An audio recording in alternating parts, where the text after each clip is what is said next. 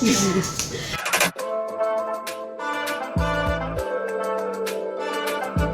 guys, good morning. Today mag-unbox lang tayo ng nabili ko sa Lazada. Here it is.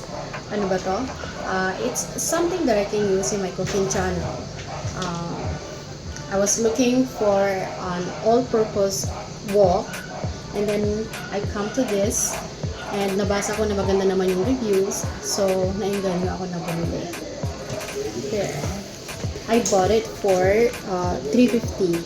Yeah, $3.58 plus the shipping fee, so the total is $400 po. So come on, let's go unbox. Anyway, I would like to thank everyone na naka-appreciate ng video ko of me unboxing the Nepal C7 Lite. Maganda yung analytics ng video na yun. And sabi ko parang ang sarap tuloy mag-unboxing, but parang ano yun, kailangan ko bang bumili lagi ng gamit para laging may na-unbox tayo. So we're not that, privileged enough, or we're not that mayaman naman. That's why we cannot always unbox such things na magandang i-unbox. Pwede na lang siguro may mag-i-sponsor.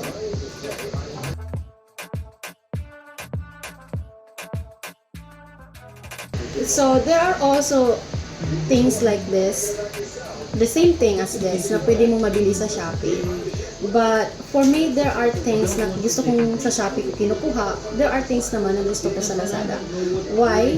Kasi never ko pa na-try na magbalik ng item sa Shopee. Never ko inusisa kung paano magbalik ng item for refund. But in Lazada, naranasan ko na. Mabilis lang. You just have to drop off the item sa any LBC branch. And then, yun na, wala kang babayaran. Babalik mo lang yung item and then you can get the refund. Sa Shopee, I don't know kung ganun kaganda yung refunding system nila. So, here's my tips. Kapag ka gadgets or machines, like my sewing machines and my breast pump, I ordered it in Lazada. Kasi tulad nun, yung breast pump na in-order ko when Ken was just a baby, and I was breastfeeding him, double yung in-order ko, ang dumating ay single. So, it's really was so easy for me to return the item and refund the item and replace the order. Ganun talaga kabilis magbalik ng item sa Lazada. So, this one, hindi naman siya ganun kamahal, but if I'm going to return it, madali lang, di ba? Kasi nakabox siya. Ayan. And another tip sa mga online buyer, kapag ka nag-purchase kayo ng mamahalin online, videohan nyo on how you unbox it. Videohan nyo kung ano yung dumating sa inyo bago nyo pa siya buksan. Para if ever na may mali sa item, like example, basag or may kulang, at least you have an evidence na ganun talaga yung natanggap nyo. Ganun lagi yung ginagawa ko.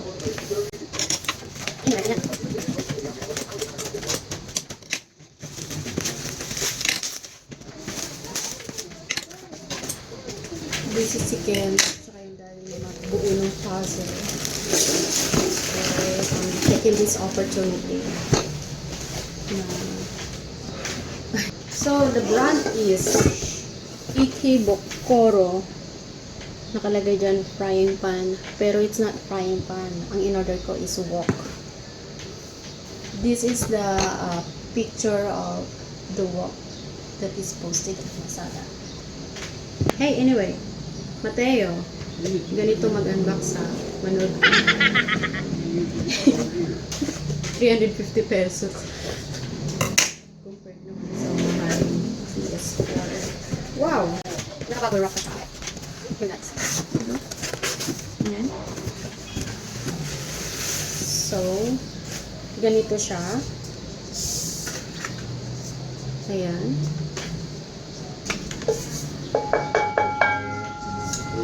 Pwede naman na, hindi ko naman masasabi na manipis siya, kasi hindi siya manipis, pero hindi ko rin masasabi na sobrang kapal niya, kasi hindi naman siya ganun kakapal nung ginagamit ko talaga. Pero for the price of 350, sulit na sulit siya, malaki siya. Ayan, okay.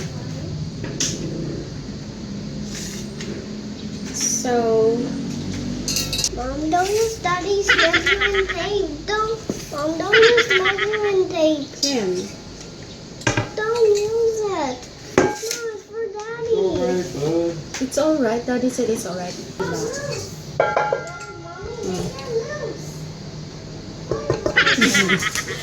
Naano ko kung ano yung mas makakal. Basta. And nakalagay dyan sa baba kung ano yung mga lutuan na compatible sa kanya. So, tara, try na natin. Guys, when you receive this item, you have to be careful on this. Ayan. Kasi may nakita akong ano, meron siyang parang sobra. Ayan. Na pag hindi mo napansin, pwede ka masugatan.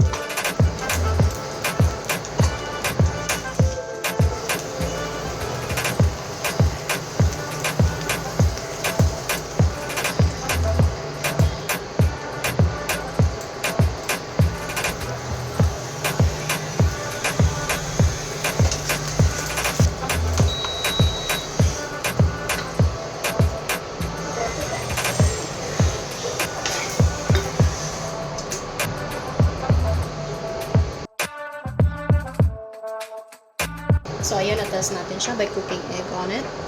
It works on the induction. And you only have to use less oil. So, for the price of 350, thumbs up.